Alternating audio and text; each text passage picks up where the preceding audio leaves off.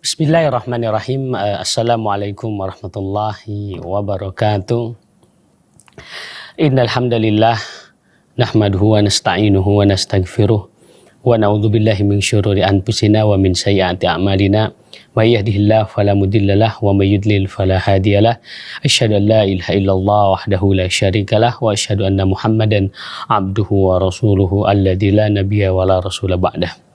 Ya ayyuhalladzina amanu taqullaha haqqa tuqatih wa la tamutunna illa wa antum muslimun. Alhamdulillah, sahabat-sahabatku yang dirahmati oleh Allah Subhanahu wa taala.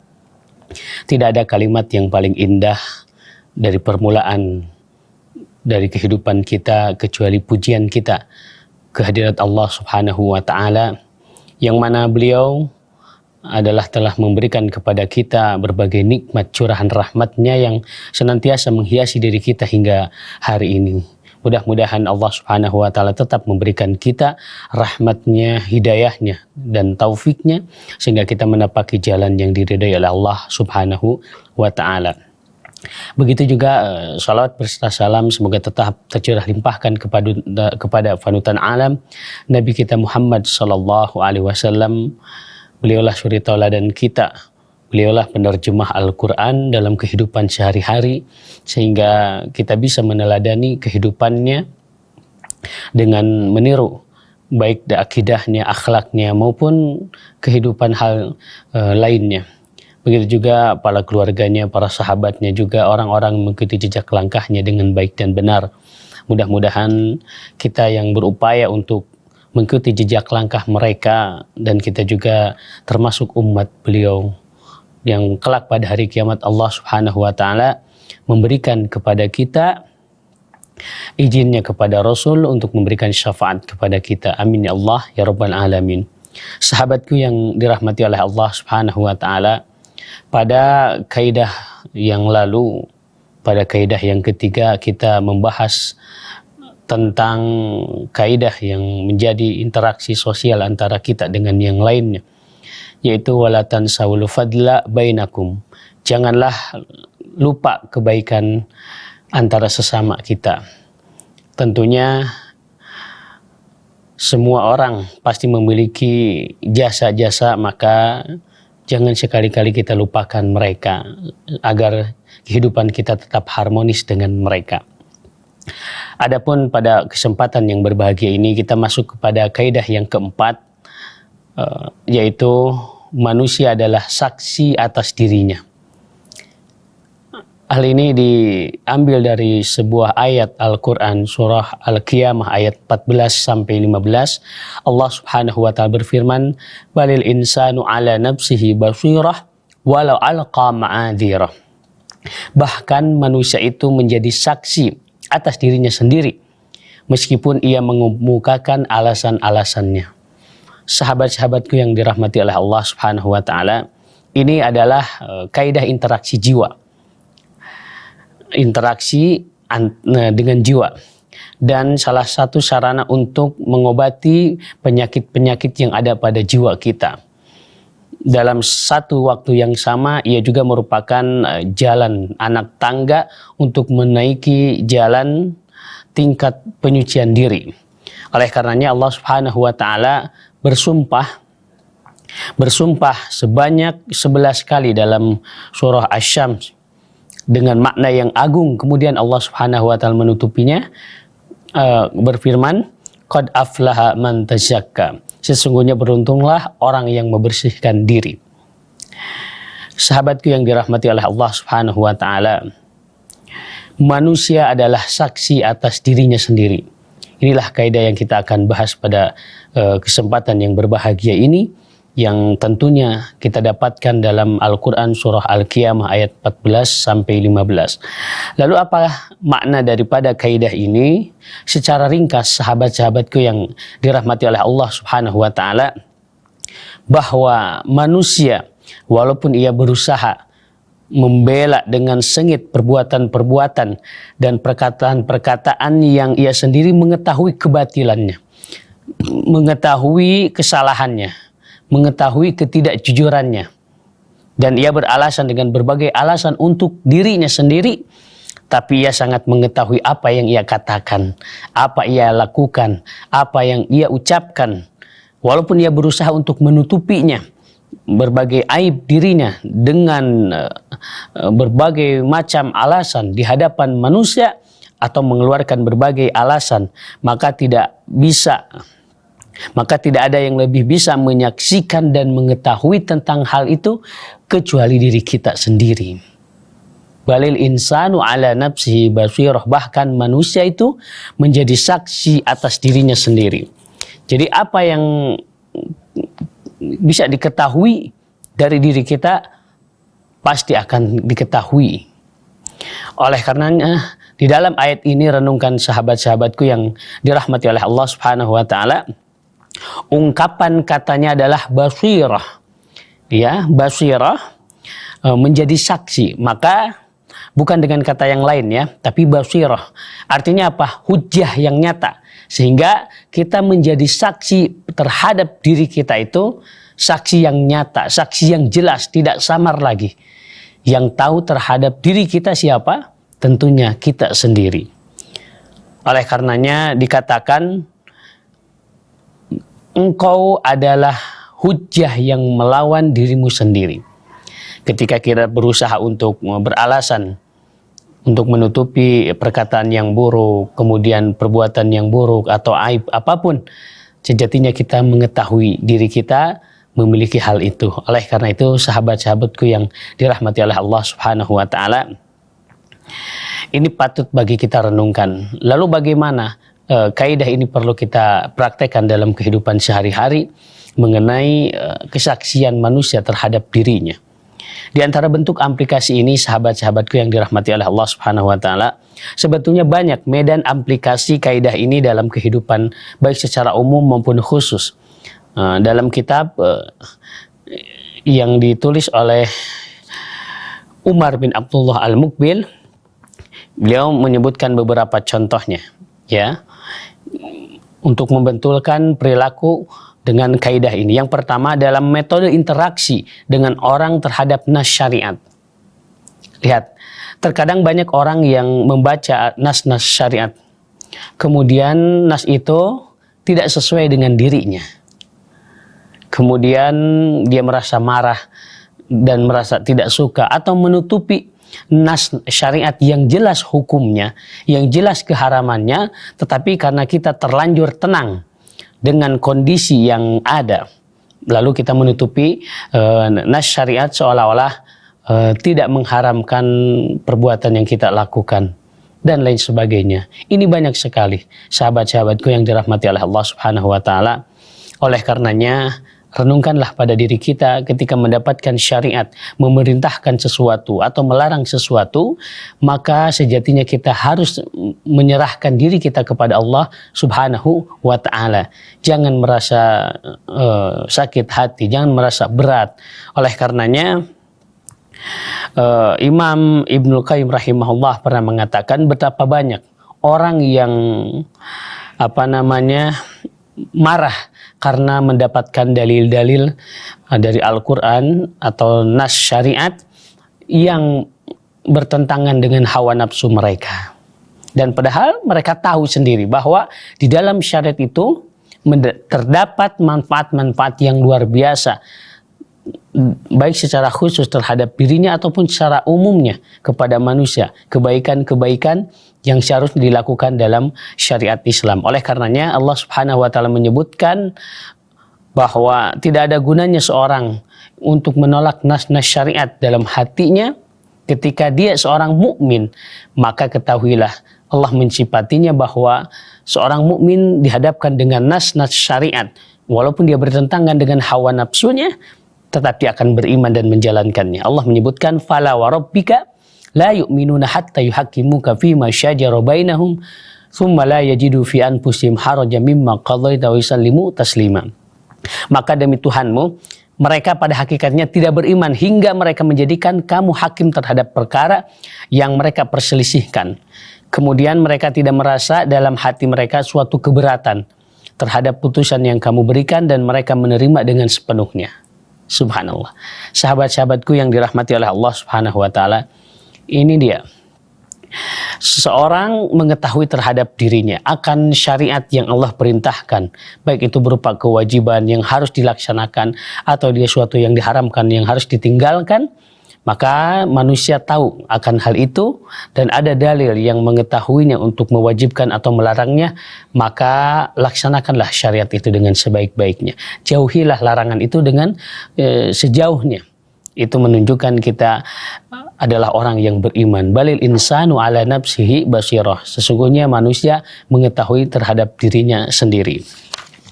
Kemudian juga di antara bidang aplikasi kaidah ini adalah interaksi dengan jiwa, antara jiwa dengan jiwa. Bagaimana manusia memiliki kesenangan kepada orang lain adalah mengawati aib-aib. Sejatinya kita harus menghindari melihat aib orang lain, karena pasti dalam diri kita akan dapat memiliki aib. Oleh karena itu, sahabatku yang dirahmati oleh Allah Subhanahu wa taala, manusia tahu mengetahui dirinya sendiri. Semoga hal ini bisa kita tutupi aib diri kita sendiri. Jangan kemana-mana sebelum yang satu ini.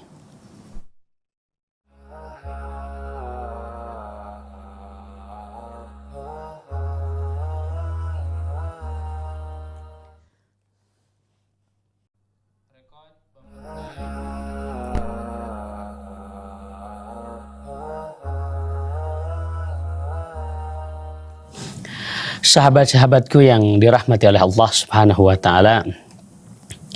Jadi bidang aplikasi yang kedua tadi adalah bahwa manusia mengetahui aib dirinya sendiri. Maka janganlah kita mencari aib-aib orang lain, mencari-cari aib orang lain. Dengan dirinya pasti kita akan berlapang dada dan juga kita akan disibukkan dengan menutupi kesalahan dan memperbaiki diri. Itulah kaidah yang bisa kita aplikasikan. Balil insanu ala nafsihi basirah, bahwa manusia adalah saksi atas dirinya sendiri. Sahabat-sahabatku yang dirahmati oleh Allah Subhanahu wa taala, lalu makna yang ditunjukkan sebetulnya, yang diinginkan dan diharapkan dengan kaidah yang kita bahas pada kesempatan yang berbahagia ini adalah maknanya seseorang itu berusaha mencari aib dirinya sendiri, gitu. Karena dia yang mengetahui diri kita. Dia berusaha seharusnya mengetahui aib dirinya sendiri, kemudian berusaha untuk memperbaikinya, memperlepas diri dari keburukan tersebut. Sehingga ini merupakan salah satu melawan hal-hal yang tidak terpuji. Artinya perbuatan seperti ini adalah perbuatan yang baik, ya, ketimbang kita mencari aib orang lain, karena belum tentu kita mengetahui orang lain. Bisa jadi orang lain ketika melakukan itu karena dia lupa, atau karena dia terpaksa, atau dia karena lalai dan lain sebagainya. Adapun terhadap diri sendiri tentunya kita akan lebih tahu. Maka kaidah ini sebetulnya menunjuki untuk kita adalah fokus kita mencari, melihat, mengorek-ngorek aib diri sendiri, lalu kita berusaha untuk memperbaikinya. Sehingga karena diri kita lah yang tahu kesalahan dan dosa yang kita lakukan, lalu tidak ada manfaatnya kalau aib dan kesalahan itu kita sembunyikan. Toh kita sendirilah yang lebih tahu tentang hal itu. Oleh karenanya Imam Ibnu Hazm, beliau berkata dalam menetapkan makna ini, dahulu terhadap diriku, kata Ibnu Hazm, itu terdapat aib, hal-hal yang jelek. Kemudian aku terus temukan hal-hal yang aib itu dalam diriku. Lalu kita telusuri, kemudian saya berusaha untuk menjauhkannya dan meluruskannya. Jadi kami tersibukkan dengan hal itu sehingga Allah Subhanahu wa taala akhirnya mendatangkan kepada saya akhlak yang baik dan menolongkannya dengan kebaikan yang luar biasa dengan anugerahnya, sehingga hal itu menjadi baik terhadap perilaku. Subhanallah, sahabat-sahabatku yang dirahmati oleh Allah Subhanahu wa taala. Ketika itu Ibnu Hazm mengoreksi atau muhasabah diri terhadap dirinya, sehingga ketika dia mengetahui aibnya lalu dia berusaha untuk memperbaikinya. tidak ada waktu untuk mencari aib orang lain. Kemudian juga di antara segi seorang mukmin mengambil manfaat kaidah ini adalah bahwa manusia dia mengetahui bahwa dia lebih mengetahui dirinya daripada orang lain. Maka dia harus cerdas. Ya, karena boleh jadi manusia itu suatu saat memujinya kepada kita, lalu sebetulnya kita nggak pantas mendapat pujian itu sebetulnya. Kan begitu. Atau suatu saat juga manusia mencela kita. Padahal belum tentu celaan yang orang lain lontarkan kepada kita itu juga benar. Maka kita yang tahu akan hal ini. Oleh karenanya, kita jangan terpengaruh adanya pujian dari orang lain sehingga kita terbuai dengan pujian. Padahal sejatinya itu tidak sama sekali kita lakukan dengan kesadaran, atau itu hanya kebetulan saja ketika kita lakukan lalu terlihat orang, kan begitu. Begitu juga kebalikannya, ketika seseorang mencela kita karena perbuatan yang kita lakukan umpamanya, dan kita sebetulnya yang lebih tahu, maka jangan terlalu bersedih hati. Jangan terlalu bersedih hati. Barangkali orang lain melihat kita secara dohir, tapi kita kan yang lebih tahu ketika melakukan itu. Mungkin kita karena lalai, atau ada keterpaksaan, atau karena hal-hal yang lain. Subhanallah, lihat, kaidah ini juga memberikan kepada kita optimisme dalam kehidupan, ya. Makanya antara pujian dengan celaan jangan mempengaruhi dalam kehidupan kita. Dan kita berusaha dengan itu. Ketika seorang memuji, lalu kita kembalikan pujian itu kepada Allah Subhanahu wa taala. Lantas kita berusaha untuk melakukan hal-hal yang dipujinya itu, berusaha untuk mendekatkan. Begitu juga ketika seseorang dicela oleh orang lain, maka kita berusaha untuk tidak bersedih hati, lalu kita berusaha untuk menjauhinya. Barangkali memang itu yang kita kerjakan.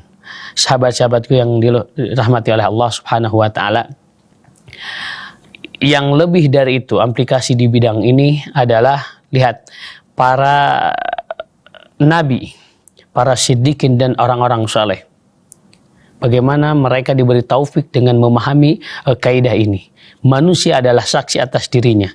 Ketika itu, lihat, seseorang melakukan dosa, dia akan paham bahwa dia melakukan dosa kepada Allah Subhanahu wa taala, maka akan timbul dorongan untuk bertaubat kepada Allah Subhanahu wa taala.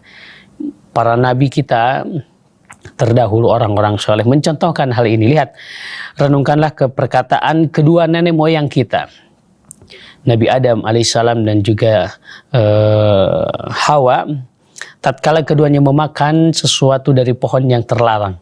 Lihat, dia sadar karena manusia tahu terhadap dirinya, maka apa yang muncul? Dorongan untuk bertaubat.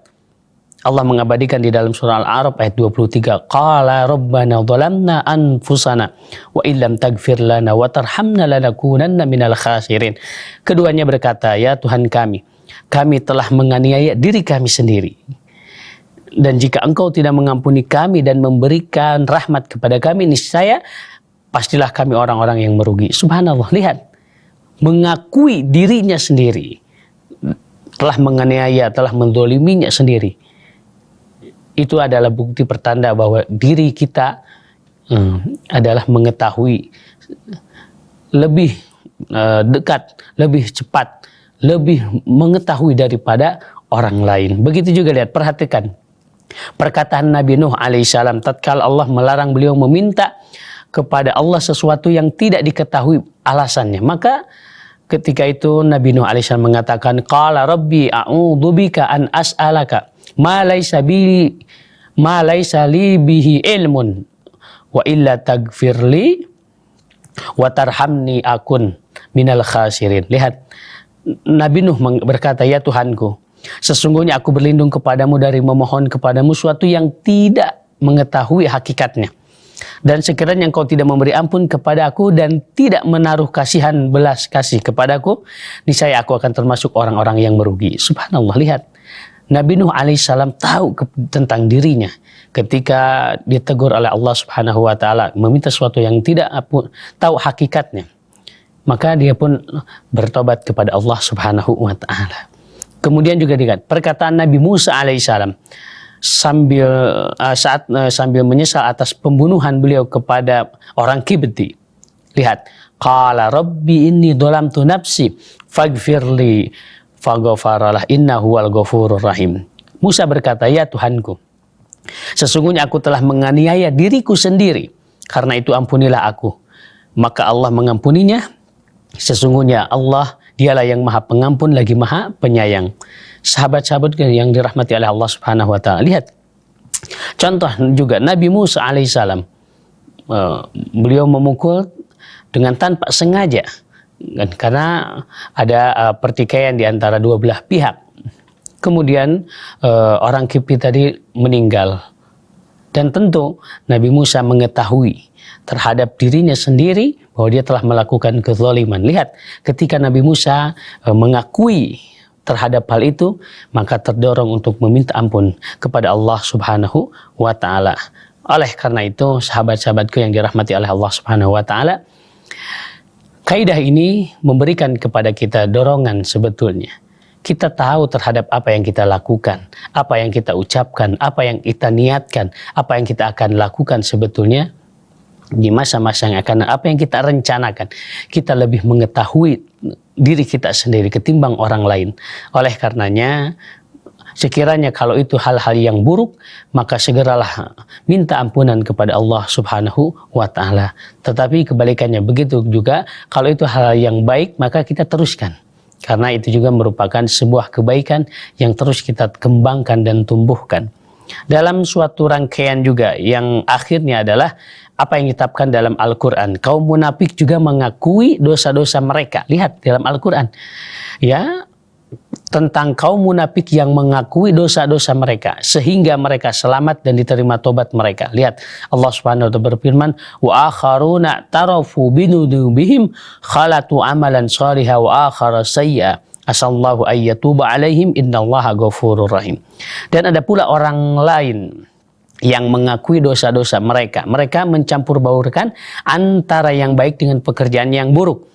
Mudah-mudahan Allah menerima taubat mereka. Sungguh Allah maha pengampun lagi maha penyayang. Sahabat-sahabatku yang dirahmati oleh Allah Subhanahu wa taala, lihat, ketika seseorang mengetahui terhadap dirinya sendiri ketika dia melakukan kesalahan, lalu dia segera bertobat kepada Allah Subhanahu wa taala. Kalau tidak, maka kita akan termasuk seperti di antara orang-orang yang munafik. Orang munafik itu secara lahirnya, ya kan, menunjukkan dia seolah-olah orang muslim yang taat dengan pakaian muslimnya. Kemudian dengan ketika waktu sholat dia berangkat ke masjid. Tetapi dalam hatinya dia pasti mengetahui dia benci terhadap syariat Islam. Dia benci terhadap pakaian yang dia gunakan sebetulnya. Dengan ada dorongan dalam jiwanya itu adalah sebuah keterpaksaan, bukan sebuah kesadaran. Inilah yang dikatakan orang-orang munafik, dikategorikan orang-orang munafik. Oleh karena itu, kita berusaha untuk menjauhi hal ini. Sahabatku yang dirahmati oleh Allah Subhanahu wa taala, semoga apa yang kita bahas pada kesempatan yang berbahagia ini mendorong kita bahwa sejatinya kita mengetahui pada jiwa kita, kemudian kita akui terhadap hal itu, bahwa kalau salah itulah kesalahan, kalau itu benar itulah kebenaran. Semoga bermanfaat. Wassallallahu ala nabiyina Muhammad wa ala alihi wa sahbihi wasallam.